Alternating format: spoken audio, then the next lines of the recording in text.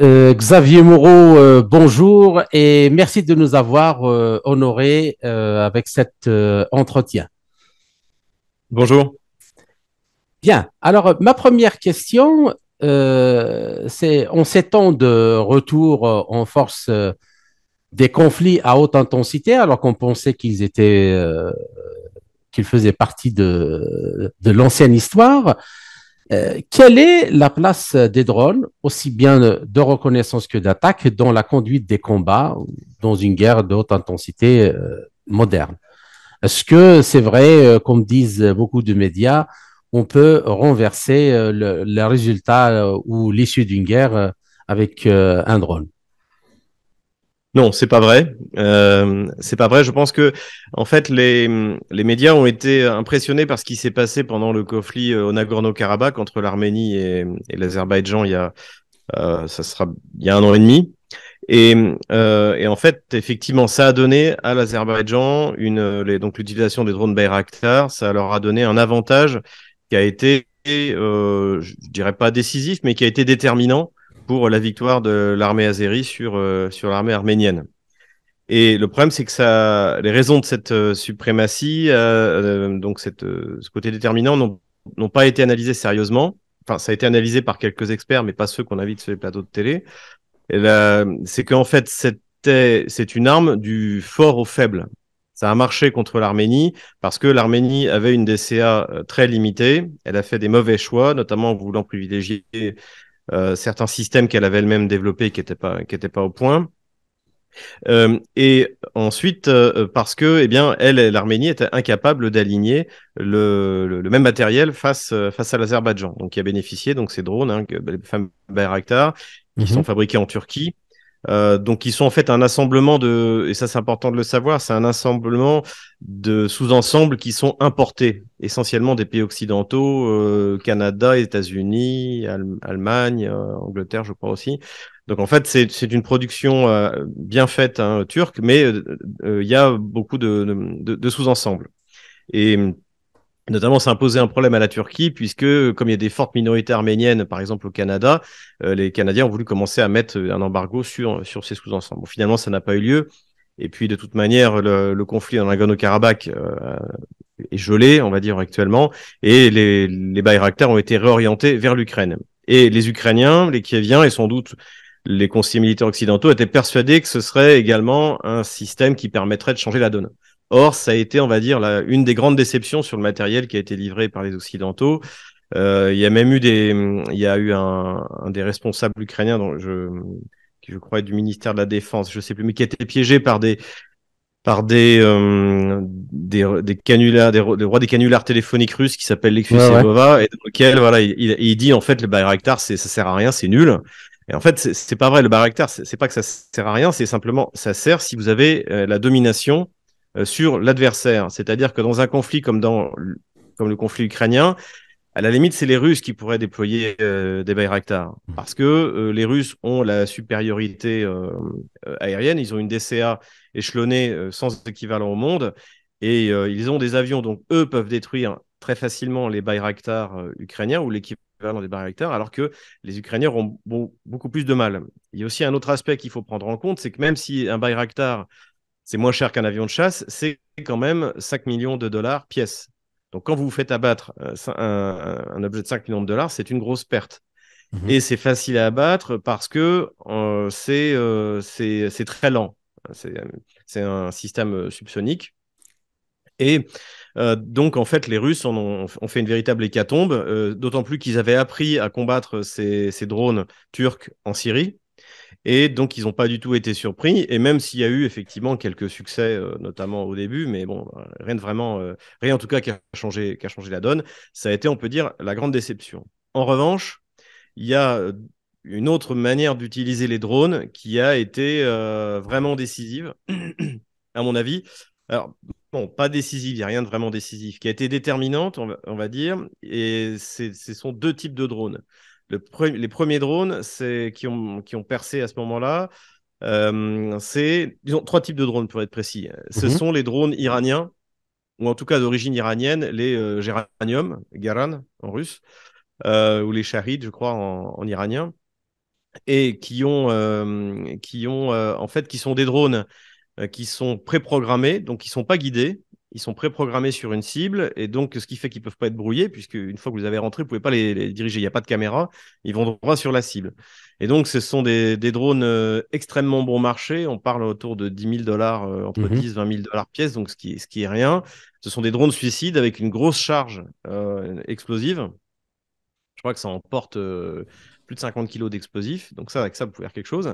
Ces drones donc sont programmables et ont servi aux Russes pour leur frappe stratégique dans la profondeur du territoire ukrainien. Et ça, couplé avec les missiles calibre russes, avec toute une variété de missiles que les Russes utilisent, en fait, ça rend fou la DCA ukrainienne, qui est Mhm. complètement impuissante, puisqu'elle doit à la fois affronter des drones qui volent à basse altitude, avec un boucan de tondeuse à gazon, mais pour lequel elle n'a pas vraiment de système anti-aérien adapté, ou alors des systèmes aériens qui coûtent extrêmement cher, qui coûtent des centaines de milliers de dollars le tir, et donc vous allez utiliser pour un drone. De toute manière, vous en avez à chaque fois des dizaines qui arrivent en même temps. Donc en fait, vous dépensez vos systèmes anti-aériens. En plus, du coup, les Russes les détectent, ces systèmes anti-aériens, et la deuxième vague en fait va frapper ces systèmes anti-aériens. Et là encore, il y a eu, je regardais aujourd'hui les informations, il y a encore eu un avion ukrainien qui a été abattu par sa propre DCA en essayant de faire la chasse aux drones qui étaient envoyés. D'accord. Donc ça a été un emploi, c'est le genre de matériel que moi j'aime bien parce que je suis pour une vision rustique des équipements. Donc c'est un matériel qui peut être fabriqué massivement, peu cher, avec un moteur chinois, encore une fois de tondeuse à gazon, et qui fait le travail, et donc qui, surtout, contre lequel on aligne des équipements occidentaux hors de prix. Et ça, c'est aussi une Mhm. des révélations plus larges du conflit, c'est-à-dire que les Occidentaux ont fourni des équipements hors Mais de prix. par rapport à ce que vous venez de développer, Hmm. Monsieur Moreau, euh, si j'ai bien compris, les drones peuvent être des armes d'appoint dans un conflit de haute intensité, mais ce ne sont pas une arme stratégique capable Non, de provoquer des destructions de masse massives, comme l'artillerie, comme les missiles de croisière ou tout à fait. balistiques. Tout à fait. Et là, on en vient à l'autre catégorie de drones qui sont les drones suicides. Donc, notamment, celui qu'on a le plus vu, c'est le Lancet. Les Américains en ont livré, mais je sais plus comment il s'appelle, leur Phoenix, je crois. Mais ça s'est avéré pas très cher comme d'habitude et pas très efficace. D'ailleurs, on n'en entend plus parler. En revanche, les Russes avaient développé, eux, un drone électrique qui s'appelle le Lancet, qui amène une charge relativement modeste de 6-7 kilos d'explosifs sur une distance de 70 km et qui a donné d'excellents résultats. D'excellents résultats. Sachant que, bon, il y a eu beaucoup d'images qui ont été montrées. Maintenant, quand ça s'abat sur un véhicule blindé, ça ne doit pas lui faire grand mal. Mais ça peut taper sur les organes de visée d'un char, sur les munitions, une soute à munitions, dans quel cas là, le char explose, ou le système d'artillerie, donc voilà. Et ça, surtout, c'est du drone de harcèlement, et ça a montré des résultats, mais comme vous venez de le dire, c'est pas non plus, comme disent les Américains, un game changer. C'est pas du tout ça. C'est un appoint. C'est un peu comme vous aviez pendant la Deuxième Guerre mondiale, vous aviez des unités spéciales qu'on appelait les sorcières de la nuit. C'était des pilotes féminins qui volaient dans des biplans la nuit sur les lignes allemandes et qui balançaient des bombes. Et donc, ça ruinait le moral des Allemands. Et c'était donc on va dire, du bombardement de harcèlement, mais évidemment que c'est pas ça qui a fait gagner la guerre. Mais c'était quelque chose qui se rajoutait au reste. Et enfin, à mon avis, ce qui a été le plus intéressant, ça a été l'utilisation de drones civils de type Magic 2 pour la reconnaissance, donc pour également des petits bombardements dans les lignes de tranchées, de précision, mais c'est pas ça que je retiendrai le plus, parce que l'appareil, encore une fois, larguer des grenades, c'est pas ça qui va. C'est du harcèlement, c'est pénible, mais c'est pas ça qui va changer la donne. Mais en revanche, qui sert au tir d'artillerie.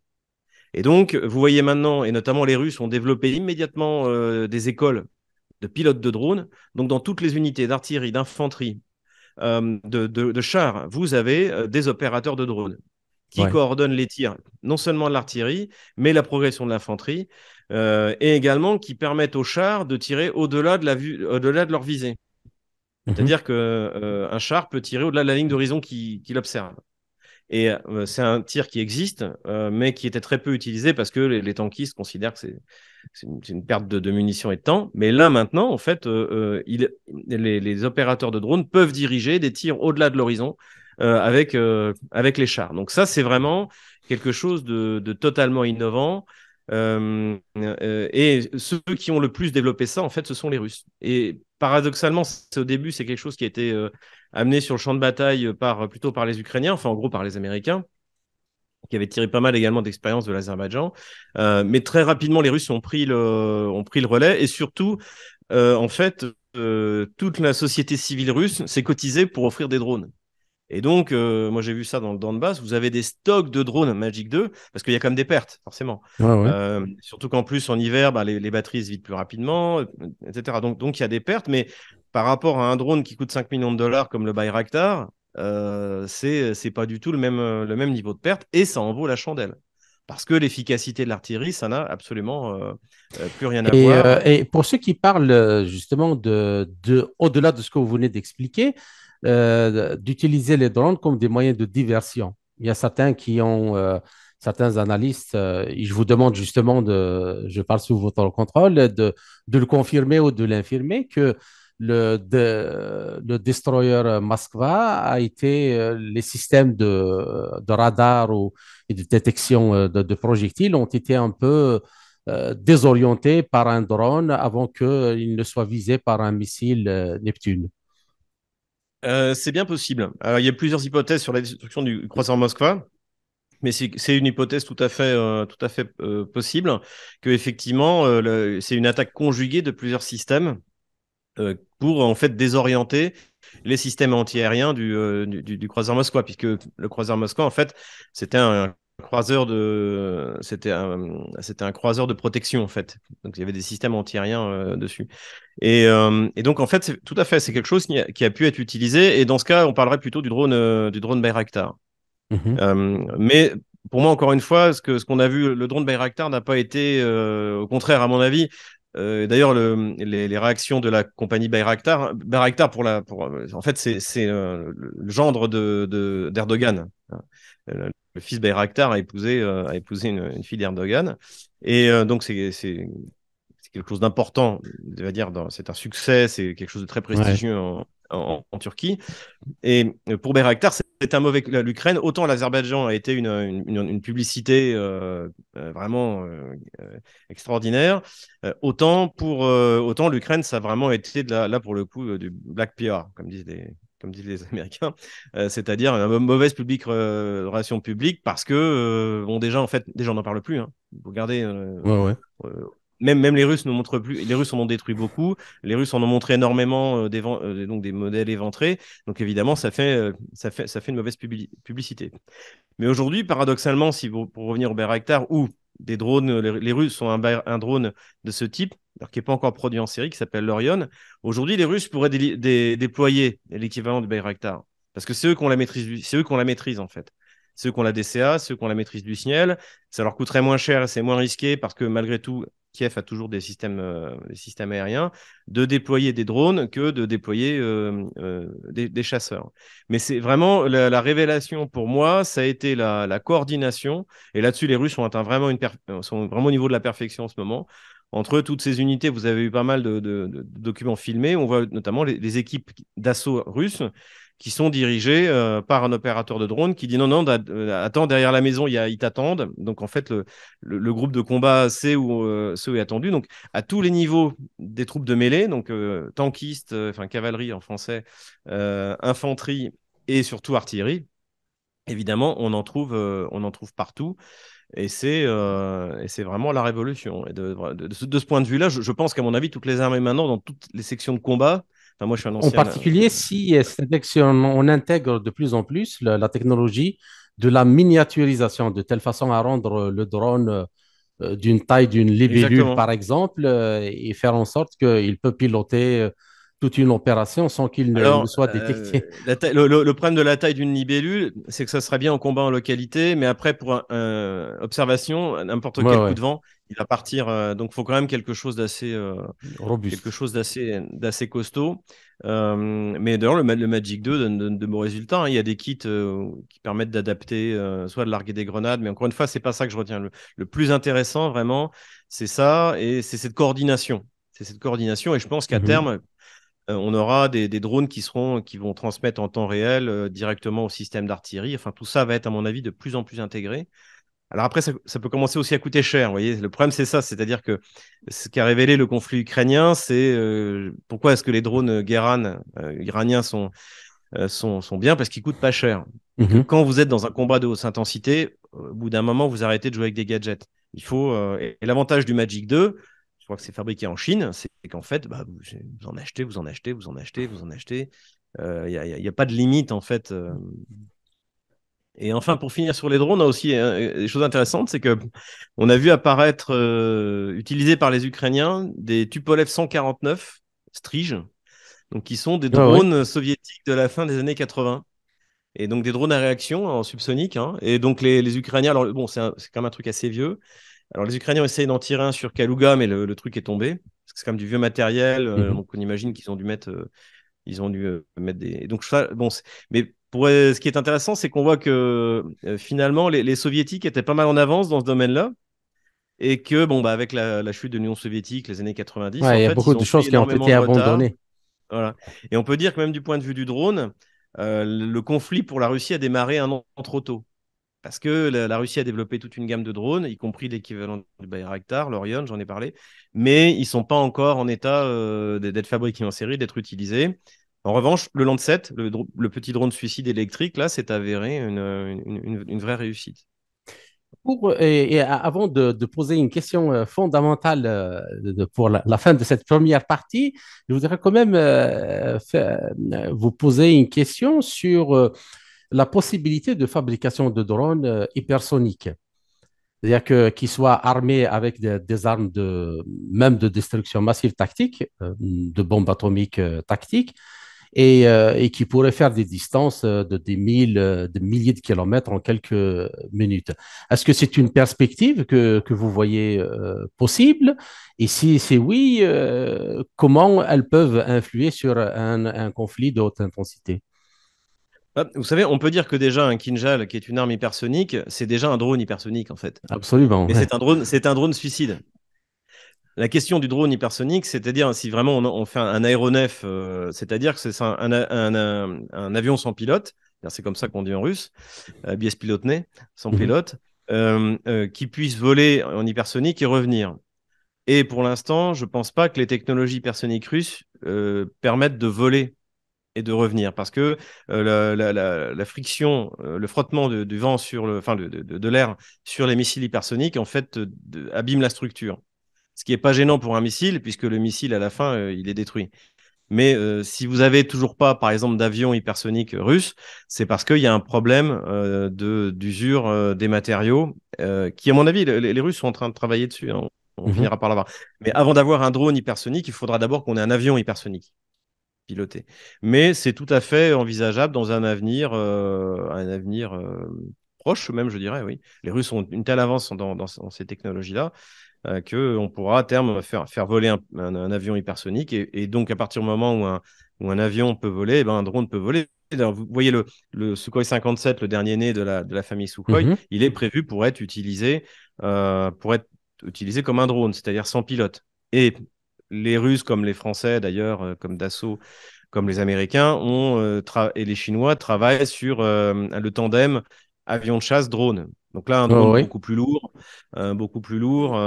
c'est plusieurs tonnes en fait, euh, et qui sont donc en fait ça c'est bon, ça c'est pour C'est l'instant c'est juste à l'étude. c'est conçu, je crois, Dassault, que comme un moyen de protection de l'avion. c'est ça, un Le moyen de protection de l'avion. Achotnik au chasseur Voilà, la Rotnik, 57, voilà, Rotnik, voilà. c'est le russe, celui de Dassault, je ne sais plus comment il s'appelle, mais enfin tout le monde a tous Mhm. les grands pays de grande technologie ont un projet comme ça.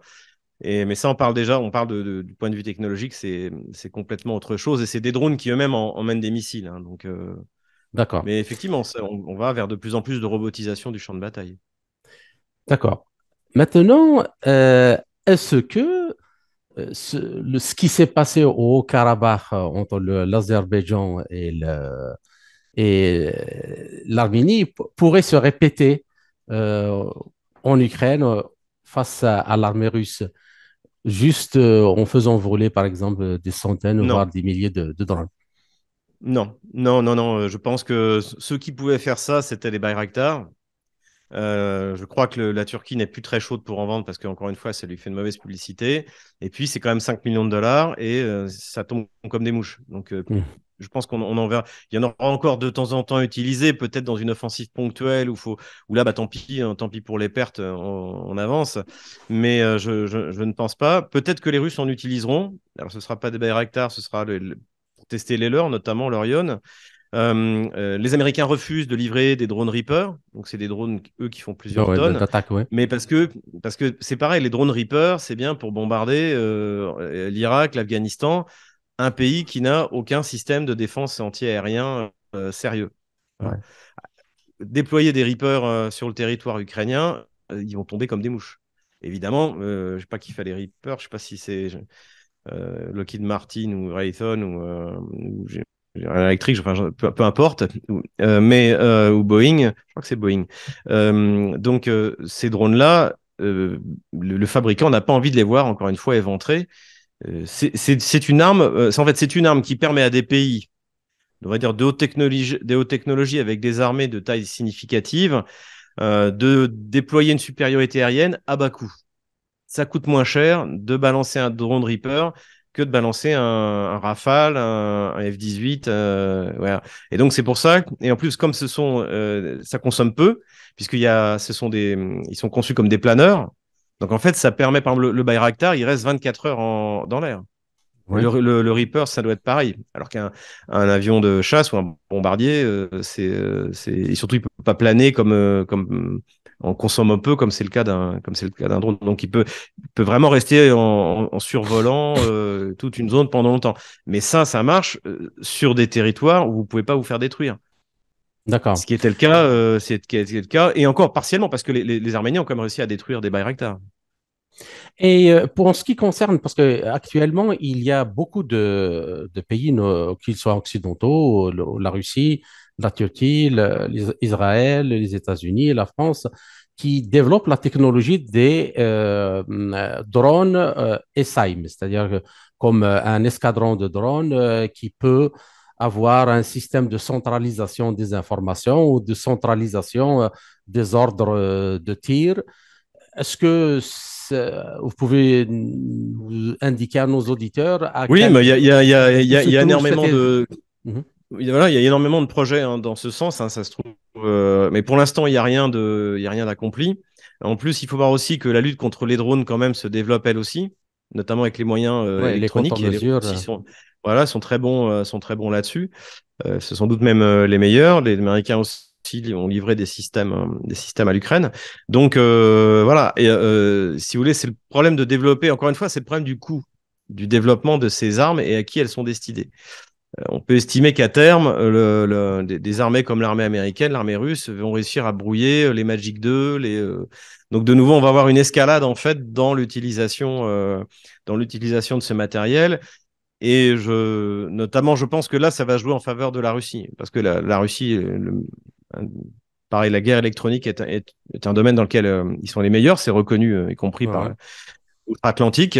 Et donc, eux vont avoir une supériorité de brouillage vis-à-vis des drones ukrainiens que les Ukrainiens n'auront pas vis-à-vis des drones russes, même s'ils ont des capacités. Ça, j'ai pu le constater sur place. Ça m'a été confirmé. Mais malgré tout, en fait, là aussi, je pense que le drone va surtout être quelque chose de décisif pour l'armée qui a déjà la supériorité. Et aujourd'hui, D'accord. vous voyez sur le champ de bataille, à qui profite le plus l'utilisation des drones, c'est les Russes, parce qu'à un moment, c'est bien de faire de l'observation, mais il faut avoir l'artillerie pour tirer. Mhm. Et aujourd'hui, le problème des Ukrainiens, c'est pas les drones, c'est d'avoir des munitions pour pouvoir utiliser l'information qui a été recueillie par ces drones. Et ça, c'est un problème que l'armée russe n'a pas du tout. Bon. Maintenant, la dernière question je crois qui est fondamentale. Est-ce que, d'un point de vue du conflit de haute intensité, on est toujours dans la même configuration où c'est le combat au sol qui fait la différence, ou qui fait que il y a un aboutissement du conflit, on gagne ou on perd, ou vous envisagez peut-être un basculement dans les concepts avec bon, la supériorité aérienne avec les avions, mais aussi avec les drones. Est-ce qu'il est possible, parce que quand on regarde la campagne qui se fait autour de tout ça, alors que l'armée ukrainienne subit des pertes énormes d'un point de vue humain et sur les forces terrestres, et on continue à faire miroiter dans les médias qu'une victoire est possible. Qu'est-ce que vous en pensez? Euh, non, la Russie a gagné la guerre le jour où elle l'a déclenchée. C'est la question, c'est qu'est-ce qu'elle devra faire pour la gagner? Est-ce qu'elle devra mobiliser jusqu'à toute la classe d'hommes en âge d'être mobilisés, c'est-à-dire 25 millions de soldats, ou un peu moins, ou un peu plus, etc. Donc c'est ça la question qui s'est posée dès le début, c'est qu'est-ce que la Russie va devoir faire pour l'emporter? Si Kiev, si les Occidentaux, on l'a su notamment avec l'interview du Premier ministre Bennett israélien, qui a organisé les premiers pourparlers entre les Russes et les Ukrainiens, les Ukrainiens avaient très bien compris qu'ils avaient perdu la guerre, que quoi qu'il arrive, ils perdraient la guerre. Et donc, ils étaient prêts à négocier.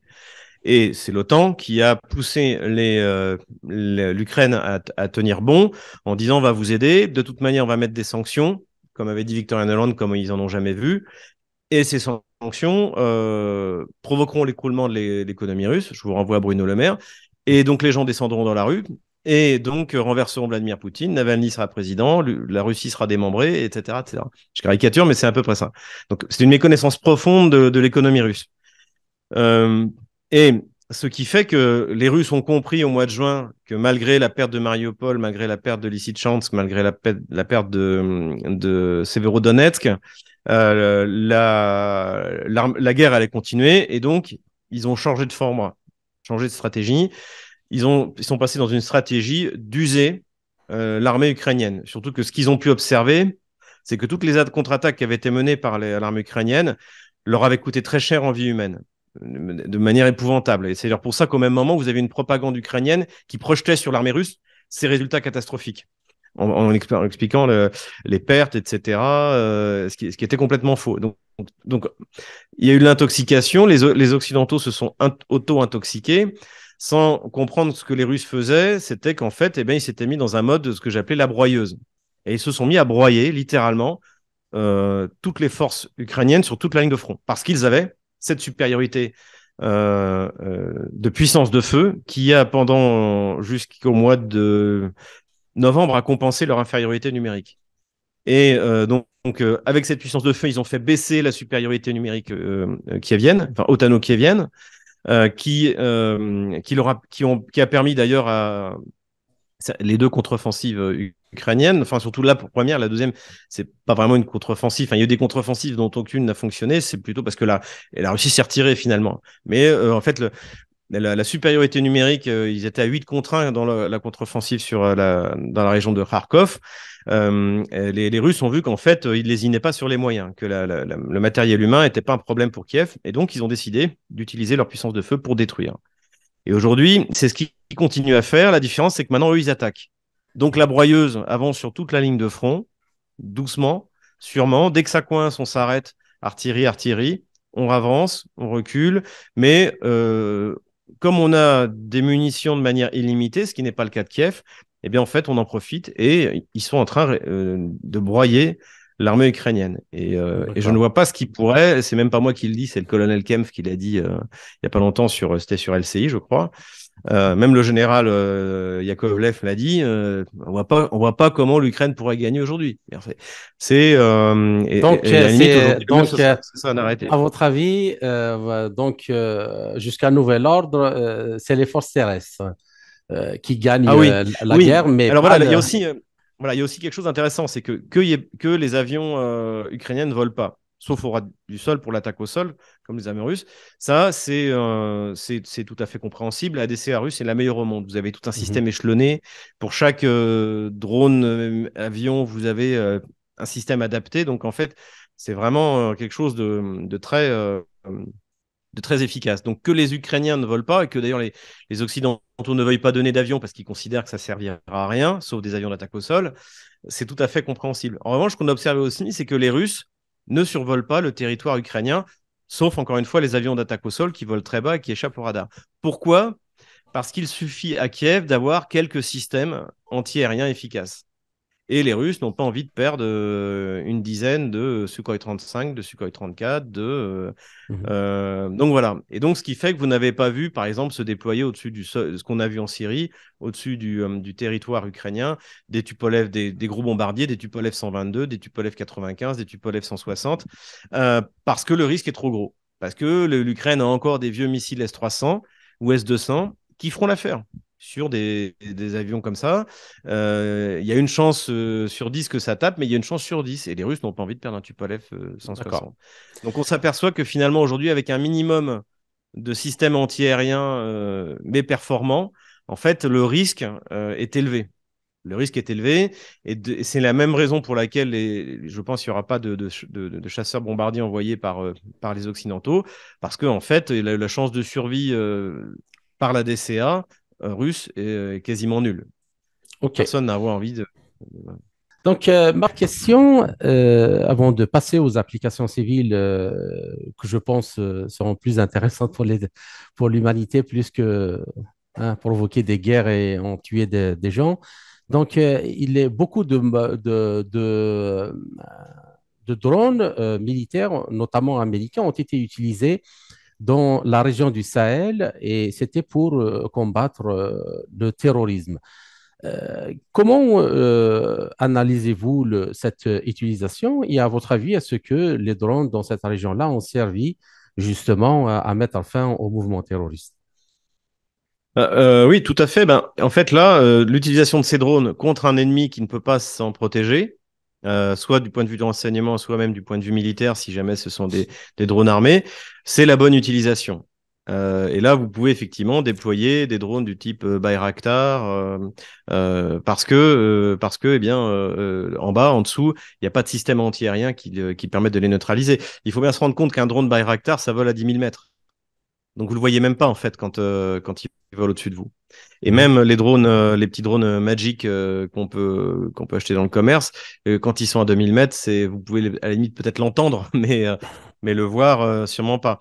Mais pour parler également du Sahel, ce qui pourrait devenir aussi intéressant, c'est si jamais les unités terroristes dont vous parlez s'équipent également de drones. Et ça, c'est quelque chose auquel on peut assister, y compris de ces drones magiques qui vont leur permettre d'avoir une capacité de reconnaissance qui jusqu'à présent leur était interdite. Donc ça, effectivement aussi, ça va jouer, ça va jouer à mon avis dans les guerres à venir. D'accord. Et dans cette situation où l'on entend, il y a beaucoup de rapports et d'informations qui parlent d'acheminement de combattants de Daesh ou d'Al-Qaïda qui ont perdu la guerre donc en Syrie et en Irak vers cette région-là du Sahel, notamment dans la région qu'on appelle des trois frontières partagées entre le Mali, le Burkina Faso et le Niger.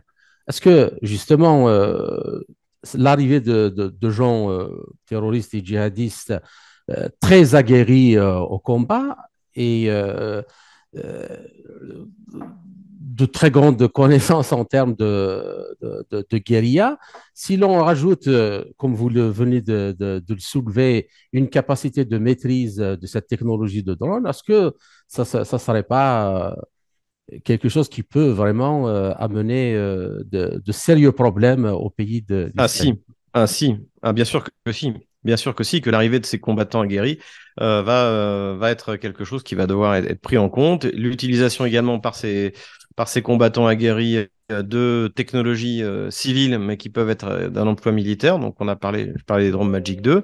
Ça, c'est quelque chose qui va être, à mon avis, déterminant.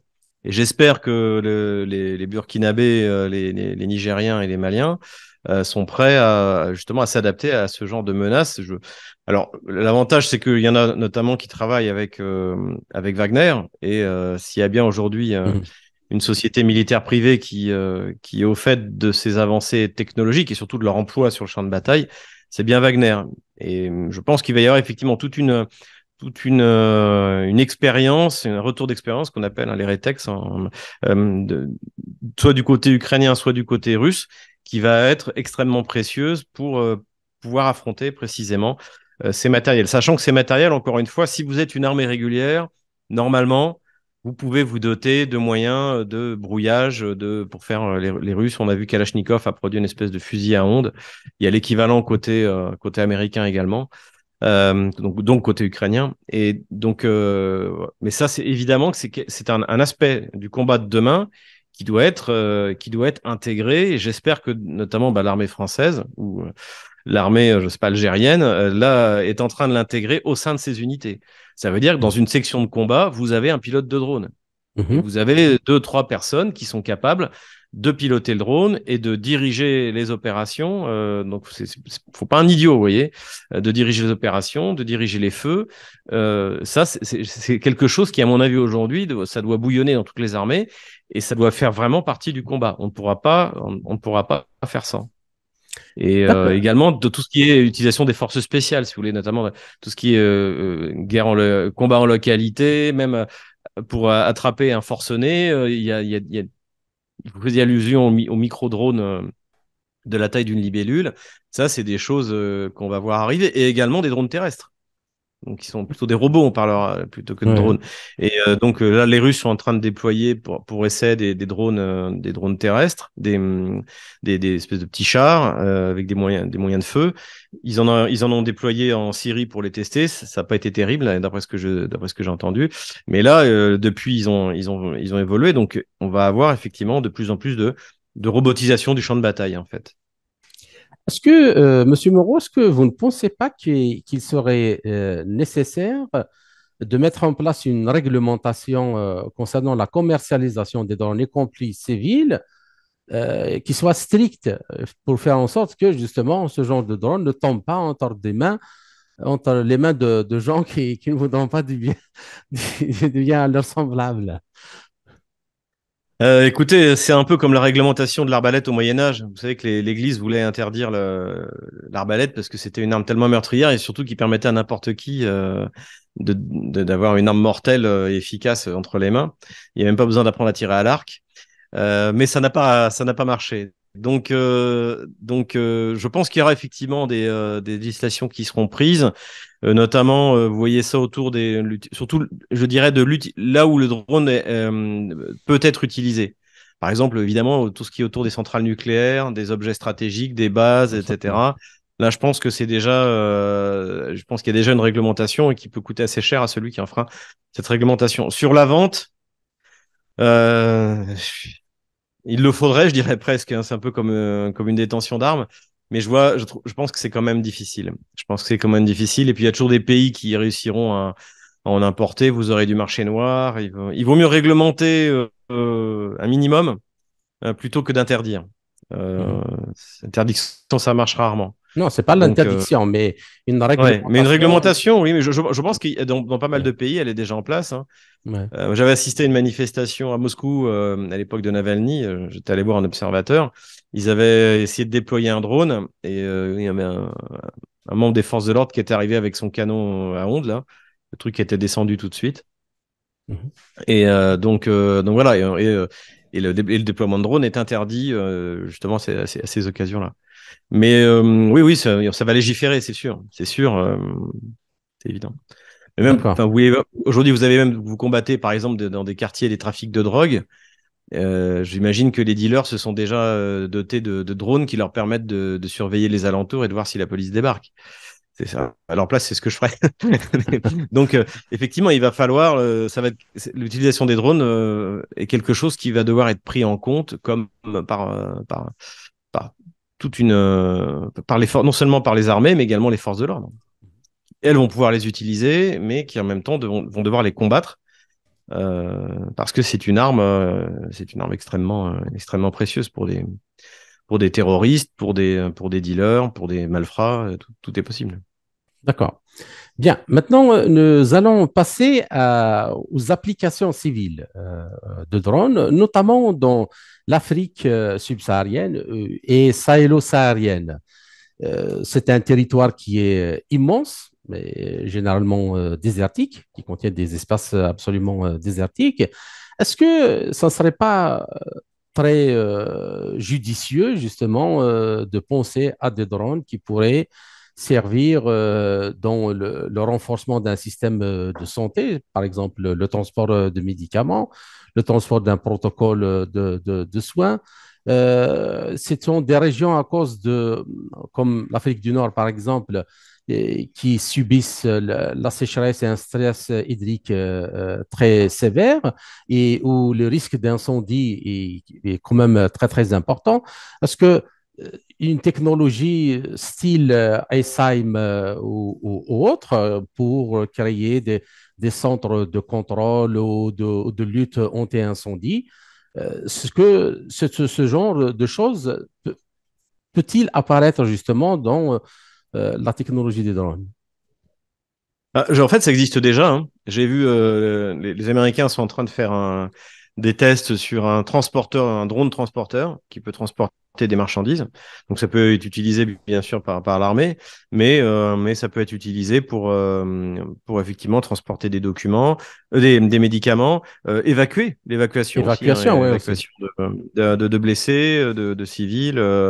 Oui, je pense que l'utilisation des drones va aller en s'étendant et même pas que dans le désert. Vous voyez, enfin, il y a plusieurs compagnies en Asie, aux États-Unis aussi, en Russie aussi, j'ai vu, qui travaillent sur des drones taxis.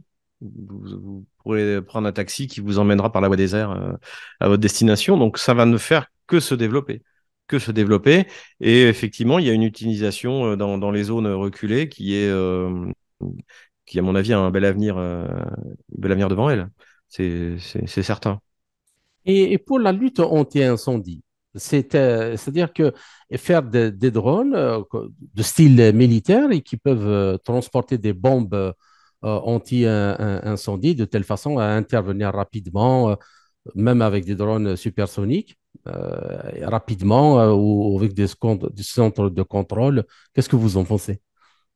Supersonique, je n'y crois pas trop parce qu'en fait, pour intervenir sur un incendie, il faut quand même avoir une capacité d'emport impressionnante. Cela dit, vous pouvez transformer en drone. Techniquement, il n'y a pas de raison que ce soit pas possible. Un avion, un Canadair. Par exemple, alors c'était toujours dans un domaine militaire, mais les Azéris ont, pour tromper la DCA arménienne, ont utilisé des Antonov 2. C'est des vieux biplans soviétiques. J'ai sauté en parachute de ce genre d'avion. Donc ça décolle vraiment, c'est sur de très courtes distances. Ça vole à la vitesse d'un camion. Et donc en fait, ça n'a plus vraiment d'utilité. Et en fait, ils ont mis un système de télécommande et ils les ont envoyés au-dessus des lignes arméniennes. Donc les Arméniens utilisaient leur DCA pour descendre ces, euh, ces biplans et du coup révéler leur position. Et c'est là que les Bayraktar arrivaient. Donc transformer un avion en drone, c'est tout à fait possible. Vous savez, un Boeing ou un Airbus 300 des dernières générations, il a quasiment pas besoin du pilote pour voler et décoller, hein. Tout est, euh, tout est, euh, hum, tout est automatisé.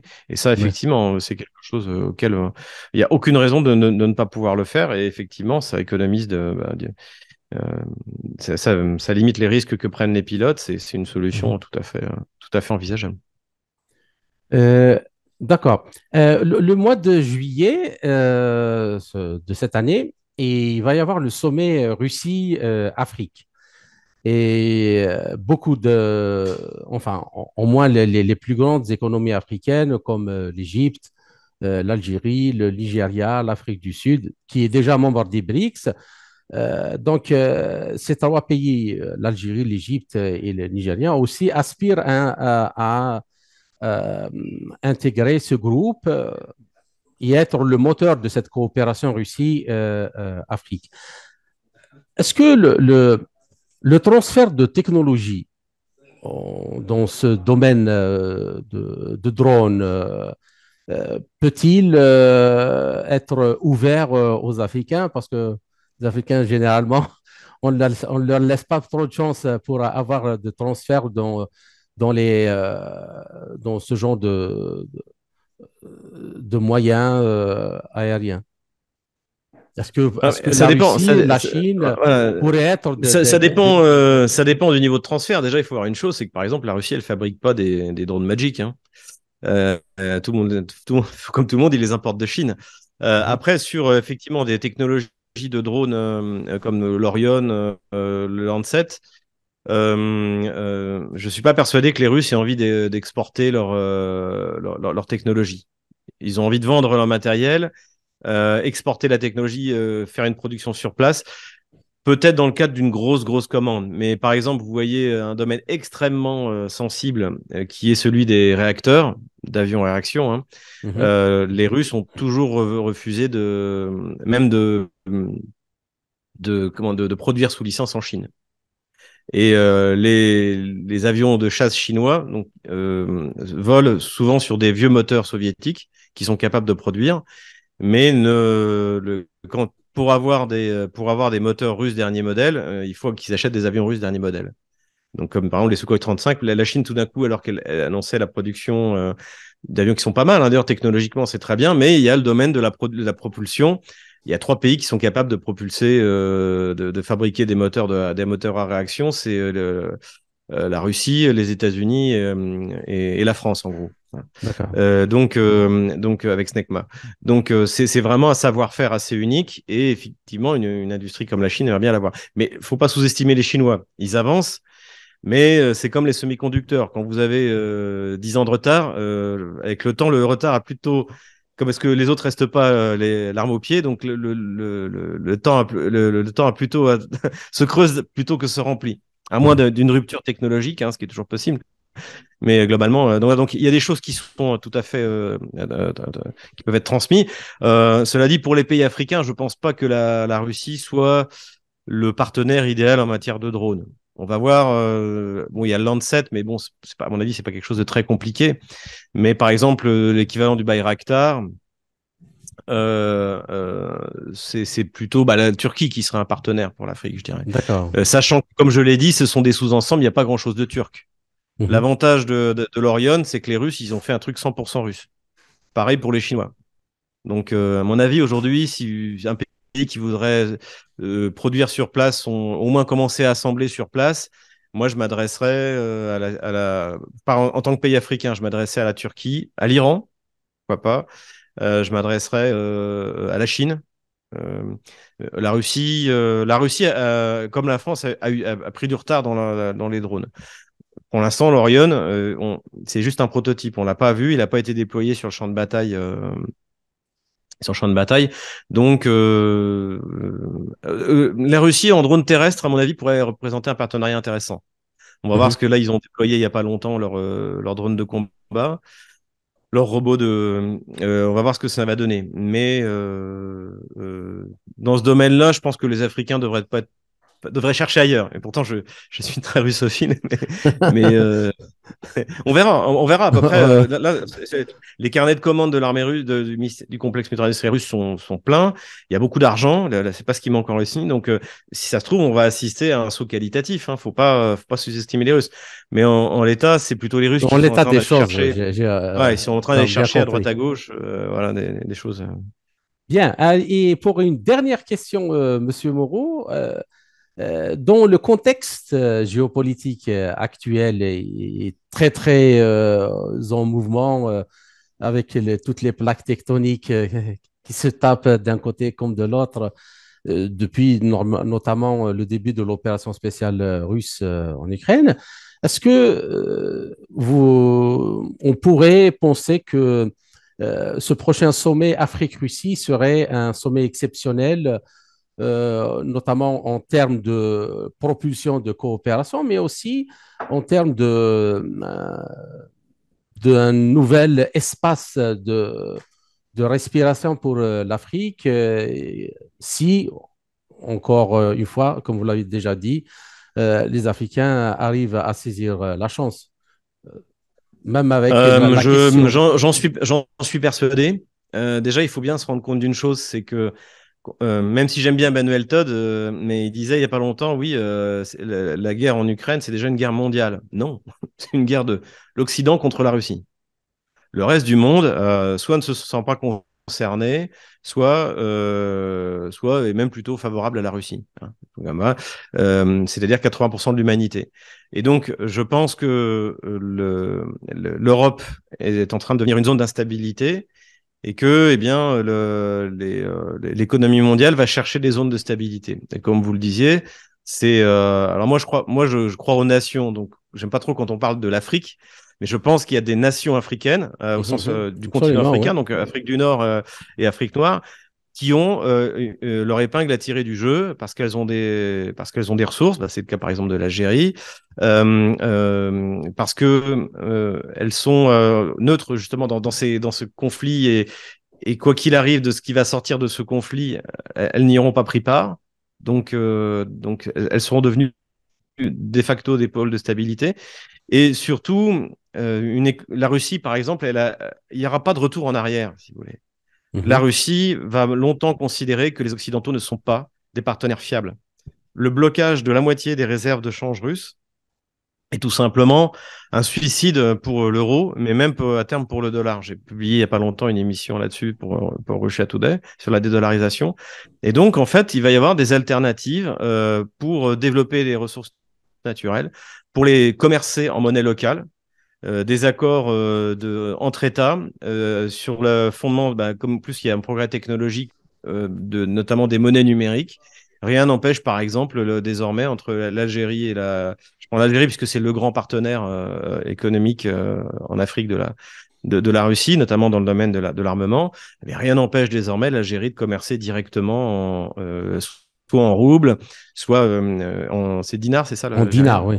En dinars, soit dans une monnaie, un panier commun de monnaie, soit une monnaie numérique sur laquelle on est d'accord. Donc, il va y avoir vraiment un développement des accords bilatéraux, du commerce bilatéral. Et surtout, je pense, pour moi, c'est ça l'avenir. Et j'aimerais d'ailleurs que la France ait cette approche vis-à-vis des États et des nations africaines, c'est-à-dire d'égal à égal, sans complexe post-coloniaux, de devoir quoi que ce soit, etc., etc. On est deux, et c'est très bien, c'est ce qu'on voit, c'est la grande force de la Russie, mais même de la Chine avec les nations africaines. Même si les Chinois sont pas des tendres, quoi qu'il arrive, ils s'adressent à des États. Et ils n'arrivent pas en train d'essayer de se mêler de ce qui se passe à l'intérieur de l'État. C'est le problème des citoyens algériens, ce qui se passe en Algérie. C'est pas le problème de la France. Et c'est pas le problème des Chinois. Et les Chinois ne veulent pas s'en mêler. Et les Russes, c'est pareil. Vous faites ce que vous voulez. Nous, écoutez, on a des trucs qui vous intéressent. Vous avez des choses qui nous intéressent. Et si on commençait à échanger, c'est le doux Mhm. commerce, vous voyez, pour revenir à l'époque l'époque des Lumières. Non, Et c'est-à-dire que juste, on est bien d'accord sur la question de la souveraineté des États-nations, c'est mais moi, ça. je voulais juste, c'était par rapport à la réforme qui a été proposée pour le Conseil de sécurité et qui a été soutenue par la Chine et par la Russie, celle d'offrir à l'Afrique un siège de membre permanent du Conseil de sécurité. C'était par rapport à ça. Si vous voulez, oui, le problème, c'est que moi, j'aime pas. C'est quoi offrir un siège à l'Afrique? C'est pas l'Europe qui a un siège, c'est l'Angleterre, la France qui ont un Mhm. siège permanent. La question, c'est à quelle nation africaine on va offrir un siège? Parce qu'il est normal qu'effectivement, des nations de ce continent, mais donc ça va être les nations qui ont un poids significatif. Et effectivement, L'Afrique du si vous Sud, par regardez exemple. l'Afrique L'Afrique du du... Sud, par exemple, Mhm. l'Afrique du Sud. Mais je ne suis pas persuadé que les Occidentaux acceptent. Parce que si l'Afrique du Sud devient membre permanent, comme c'est un pays, on va dire, entre guillemets, non aligné sur l'Occident, ça va faire un rival de plus, en plus de la Chine, en plus de la Russie. C'est clairement, ils sont dans les BRICS, ça va être clairement un allié. Donc, je ne pense pas que Washington l'autorise. Je vous le dis D'accord. honnêtement. Moi, je suis favorable. Je trouve pas forcément droit de veto parce que sinon, il y aura plus rien qui va fonctionner. Mais siège permanent, il devrait y avoir le Brésil, il devrait y avoir l'Afrique du Sud. Si on prend un pays du Maghreb, bah, je crois qu'économiquement, le premier, c'est l'Algérie. Mais là aussi, ça posera un problème parce que avec votre rivalité avec le Maroc, les Américains ne laisseront pas faire, puisque eux, au contraire, ils assoient leur influence dans le Maghreb en s'appuyant sur le Maroc. Donc ça, vous voyez, mais l'Afrique du Sud, le Brésil, c'est évident que ces pays-là, l'Inde, Ouais. c'est évident que l'Inde devra avoir un siège permanent. Enfin, c'est le pays le plus peuplé au monde. C'est une économie qui court derrière la Chine, hein. C'est, Mhm. c'est, euh, mais ça, c'est pareil. Est-ce que les Occidentaux vont avoir. Enfin, je ne sais pas si vous vous souvenez de la rencontre entre Liz Truss quand elle était Premier ministre et avec le Mhm. ministre des Affaires étrangères indien, qui lui a sorti en face. Il faut que l'Europe comprenne que les problèmes de l'Europe sont les problèmes du monde, mais que les problèmes du monde ne sont pas les problèmes de l'Europe. Donc, il y a quand même, c'est plus qu'une volonté d'émancipation, c'est-à-dire c'est acté que Ouais. l'Angleterre n'a plus d'influence sur l'Inde et Mhm. que l'Inde doit se comporter avec l'Angleterre comme la Chine avec l'Algérie, c'est-à-dire que ce sont deux Mhm. États-nations qui discutent entre égaux. Voilà. C'est un principe westphalien. Mais